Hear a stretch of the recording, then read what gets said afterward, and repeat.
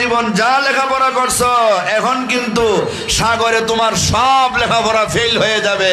তোমার কোনো ডিগ্রি, তোমার কোনো লেখাপড়া, তোমার কোনো যোগ্যতা এখন কাজ দিবে না।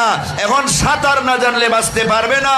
নৌকা ডুবে গেল, আমার জীবনের 12 আনা নষ্ট হয়ে গেল। 4 আনা দিয়ে যে সাঁতার শিখেছিলাম এইটা দিয়ে আমি কুলে উঠে যাব। তুমি সারা জীবন লেখাপড়া করছো, মাগার সাঁতার না জানার কারণে এই নদীতে ডুববে পড়ে মরতে হবে। ঠিক তেমনি ভাবে দুনিয়ার সব কুখ্যাত শিক্ষিতরা শিক্ষিত হতে হতে জ্ঞান অর্জন করতে করতে মাথার তালুর চুল পড়ে গেছে, কিন্তু পরকালীন শিক্ষা নাই, ওয়াজের ময়দানে আসে না, কোরআনের শিক্ষা নাই, গান বাজনা নিয়ে ব্যস্ত, খেল তামাশা নিয়ে ব্যস্ত। এরা মনে করে মোল্লা মৌলবীদের জীবনটাই গেল শেষ, আহারে সারা জীবনটা বরবাদ।